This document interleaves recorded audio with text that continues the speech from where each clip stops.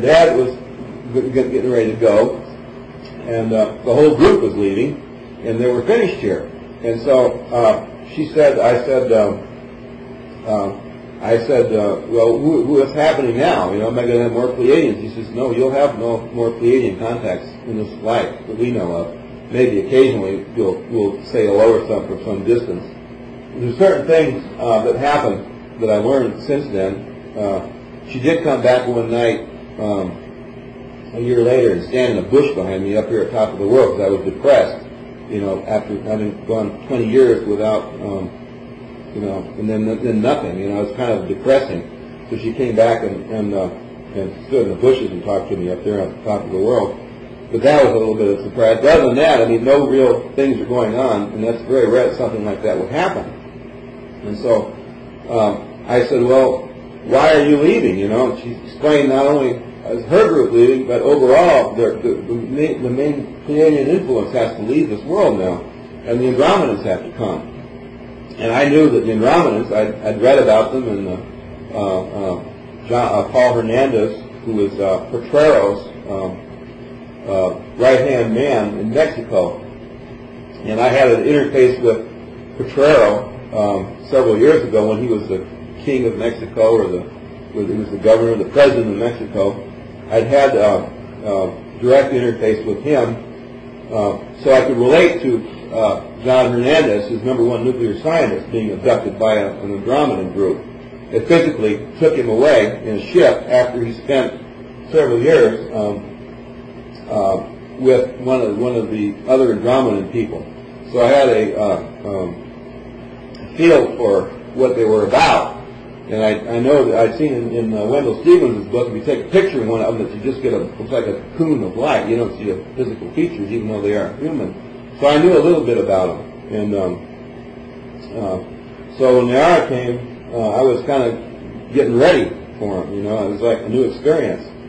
And Semyonsi explained that the Andromedans were not. They live 5,000 years, and they don't reproduce like the Pleiadians. They produce in a tantric way, and they rematerialize in about 2 minutes. In other words, they get to be 5,000 years old, and they completely collapse their energy, and they take up another form again immediately in 5 minutes if they want to. So their societies and their lifestyles, they do fly around in physical ships. We were up at Santa Cruz. We were able to see one night, and Falca, my wife, saw it at a very close range, and it was pointed out that the ship was coming, and she got to see it. They do have ships, but they are because they're a 5,000-year-old being, they have a little bit more of a handle on natural law. They're considered the highway patrol of the universe. For example, in the Pleiadian ship, if it's programmed, the way that the transport system works in a Pleiadian ship for hyperleaps is that they take an image, they take a photograph. Basically, you can imagine they take a three-dimensional photograph of the area around the ship. And they photograph the top, they photograph the bottom, and they have this picture of where they are. This is when they get outside the Earth, you know, and they don't do it right on the ground here. Then they have in their computer another photograph of where they want to be. And what they do is dump the computer down. I can show you, I built one of their engines once, I've got it in my slides here. But they cancel, they had this chamber that with its pictures, there's a optic system on the top and the bottom of the ship, and that big beam ship, which you see the lights coming up with the big one, the big thing on the top, that's a more complicated optic system, but it basically feeds in this information. So they have a picture where they want to be, and they have a picture where they are, and they switch the picture information, they reproject outside of the ship to the area they want to be, and then they end up there. That's how they get there. Okay, and it's a science that they developed because their worlds are their suns are within a light year of one another. Over at she comes from a sun called Tagada, which is only a light year from another sun. On Era, you see two suns. You see one bright sun and one small sun. It's really pretty, and the hydrogen atom is the same as it is here, except they got flowers that, you know how our sunflowers open and close. They have flowers that turn and face the two suns and change color during the day. I mean, their horticulture is beyond anything I could describe here. This place looks like a weed dump. I mean, next to where they come from. And their planet is green from space, and ours is blue because they don't have as much oceans as we do. And that's a whole other story. How come we got so much oceans? It was created by a catastrophe. But anyway, so there's a difference in their propulsion. So in order to go from point A to point B, they have to map. They have to take little individual pictures to form a photo map from point A to point B. You don't just conjure up a picture.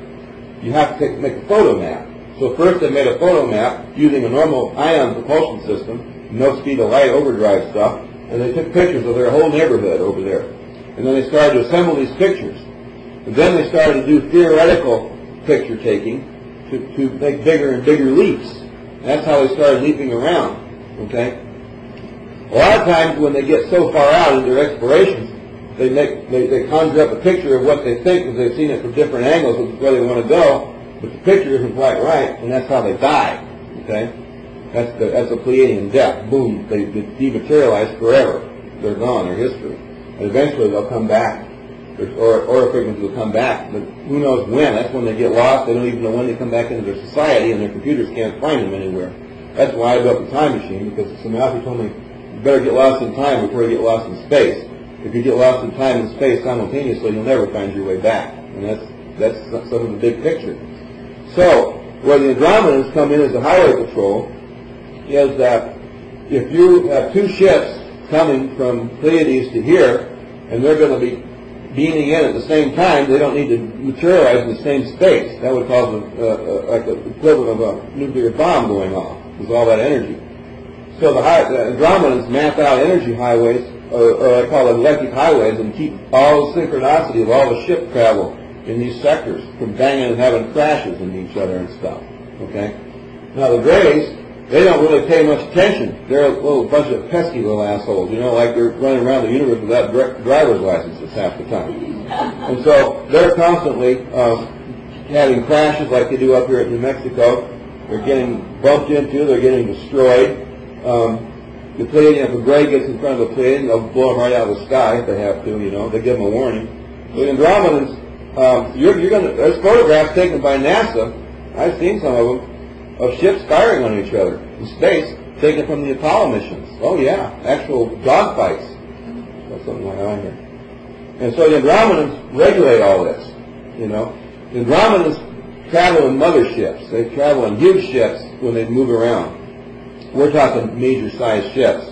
First time I ever saw, and the Andromedans, Pleiadians don't like to be seen by people. And because when they're seen by people, then they're recognized when they're on the streets or something. Because they'll come down here for 2 or 3 hours sometimes, and they don't want to be recognized or captured. The government has already captured a bunch of them and put them in deep freeze at Wright-Patterson. And when you freeze a Pleiadian in cryogenics, it's a slow death for them because they spend more time on the astral plane than they do the physical when they're crossing space. And so, like if a human dies, you want to cremate them immediately so they're free of their bodies.